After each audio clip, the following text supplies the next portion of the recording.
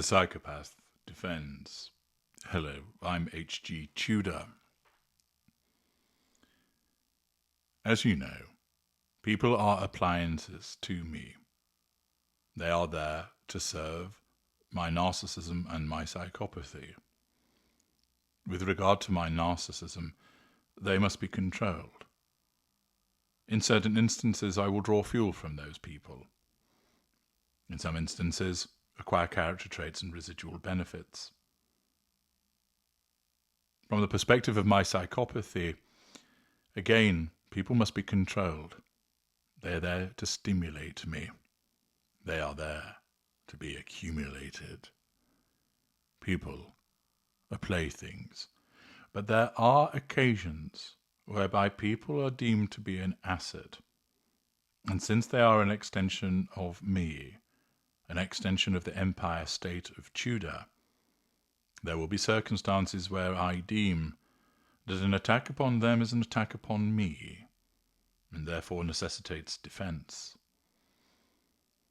And I thought I would share with you a story from a number of years ago to exhibit various facets of my psychopathy and aspects of my narcissism with regard to the act of defense.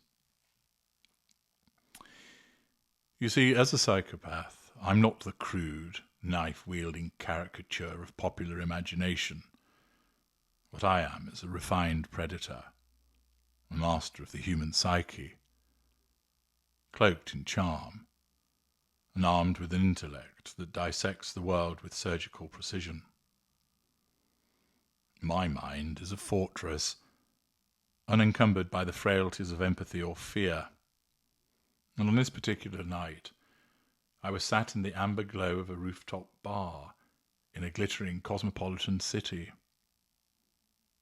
I was in my element.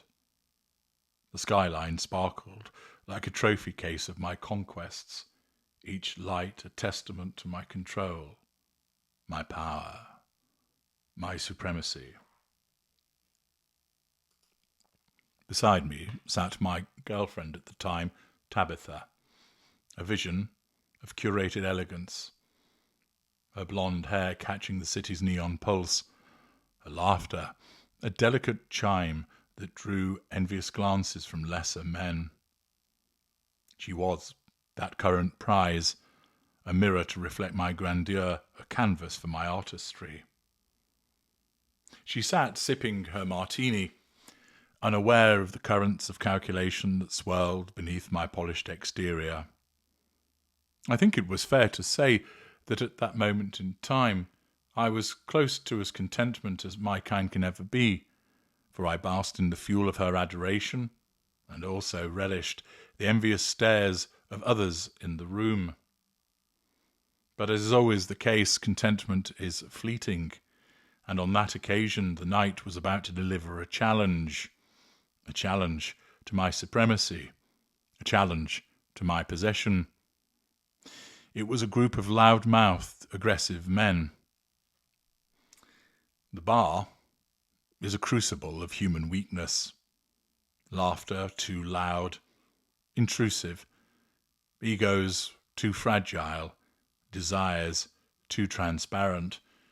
But I would dismiss all of that, as I would sit at a high table, my tailored suit a silent declaration of superiority, my gaze silently scanning the room, assessing prey. Tabitha was recounting some trivial anecdote, her words just a pleasant hum, but my attention shifted as a raucous burst of laughter erupted from a corner table. 5 men, in their mid-30s, dressed in the garish confidence of those who mistake volume for authority. Their leader, let's call him Alpha, for he fancies himself as such, is a broad-shouldered brute with a shaved head and a voice that carries like a foghorn. He has a wingman who I've been watching. I'll call him Beta. He is leaner, wiry, and carries a smirk that suggests that he fancies himself the clever one of the group. The other 3 are simply followers, their laughter a sycophantic echo, their postures submissive, to the alpha's dominance of that particular group. As I've been listening to Tabitha, I've been observing them as I take in so much from around the room and note that this group are close to drunkardness.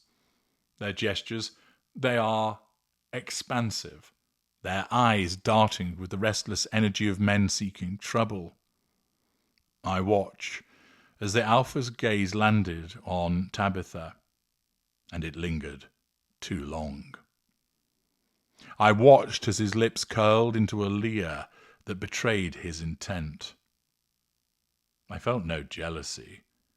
Whilst it is an emotion that I experience, it was not something that prevailed at that moment, but I did recognize that his luck, his leer, was a challenge to my control, a slight to my image.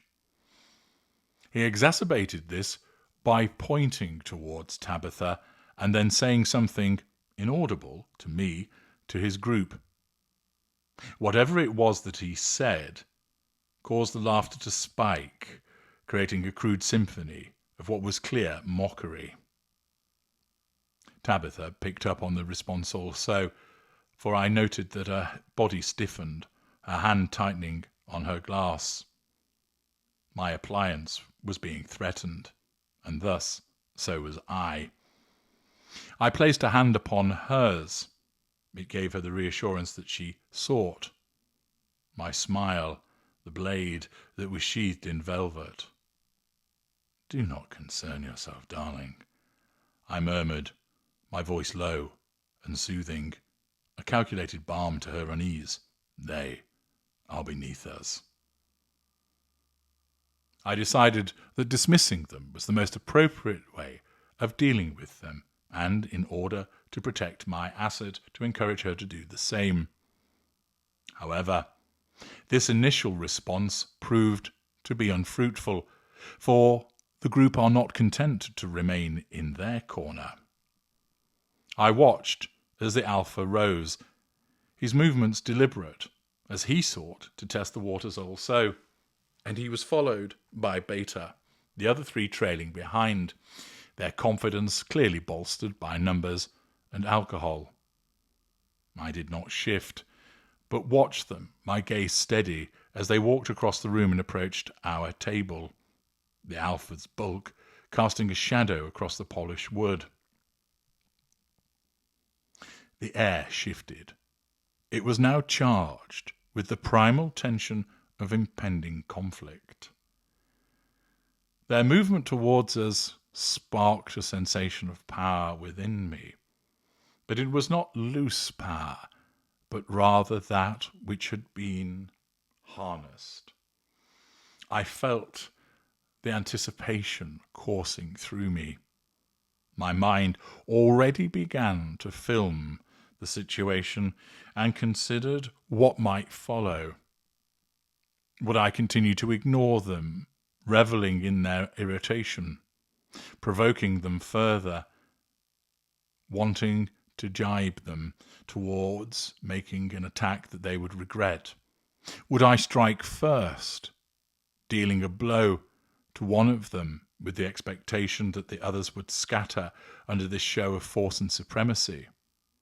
Would I engage with them with wit and humour, perhaps making new friends? After all, might these individuals prove to be of use to me? What I did know, that as I saw the flicker of unease in Tabitha's eyes, that my cold engine mind, making all of its analyses, recognized that the most important factor here was to defend my asset, to defend Tabitha.